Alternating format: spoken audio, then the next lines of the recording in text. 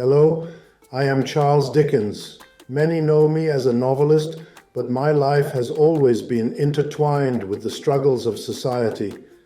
The stories I wrote were reflections of the world I lived in, a world filled with injustice, poverty, and the forgotten voices of the oppressed.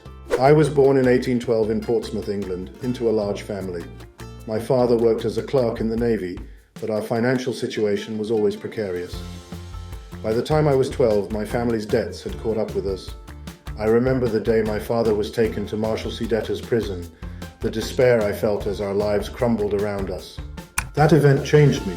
My childhood, once filled with books and learning, came to an abrupt halt. To help support my family, I was forced to work in a blacking factory, labeling bottles for 6 shillings a week. The dirt, the noise, the monotony of it all, it haunted me for the rest of my life. Those were dark days, and though I escaped the factory, many children did not. Their suffering stayed with me, and it became the foundation for much of my later work. After my family's financial situation improved, I returned to school, but the memory of that factory never left my mind. I channeled that pain into my writing, hoping that by telling these stories, I could shed light on the plight of the poor. In 1836, my first major success came with the Pickwick Papers. It was a light-hearted, humorous work, but even then I felt the pull to tell stories that addressed the injustices I had witnessed. As I grew more successful, my works began to focus on the darker side of Victorian society. Oliver Twist was one such tale, where I sought to expose the grim reality of London's underworld, the orphanages, workhouses, and criminal exploitation of children. I remember writing the scenes in which young Oliver was trapped in a world of cruelty, and my heart ached for the real-life children who lived those horrors every day. Perhaps one of my most personal works was David Copperfield. It was, in many ways, a reflection of my own life. Like young David, I experienced the bitter taste of poverty and the loss of innocence. Writing that novel was cathartic for me, a way to confront the shadows of my past and bring my own struggles to light. I poured my soul into every page, drawing on the pain of my early years and the lessons I had learned. A Christmas Carol, another beloved tale, came from a place of deep moral conviction. I wrote it during a time when I was growing increasingly frustrated with the indifference of the wealthy toward the poor.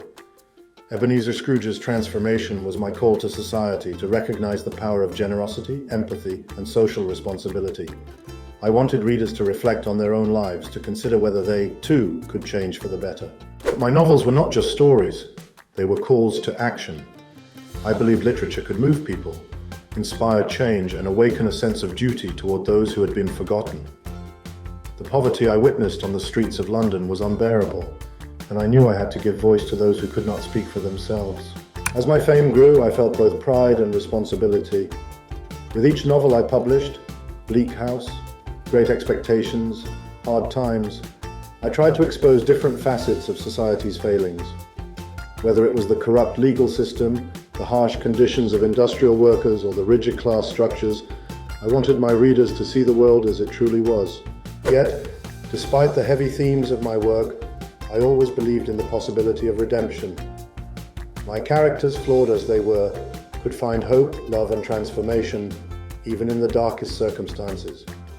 I wanted to show that no matter how dire one situation, there was always a chance for change. Looking back, I see how my works have endured. They are still read today, not only for the stories they tell, but for the truths they reveal about society. The issues I wrote about, poverty, inequality, the struggles of the working class, are sadly still relevant. My hope is that my words continue to inspire empathy and action. I never set out to simply entertain. I wanted my readers to think, to question, and to feel a sense of urgency about the world around them. My novels were, and still are, a mirror held up to society, reflecting both its virtues and its vices. Thank you for joining me in this journey through my life and works. If my stories have resonated with you, don't forget to like, subscribe, and hit the notification bell. It's free. Who should we explore next? Let me know in the comments below.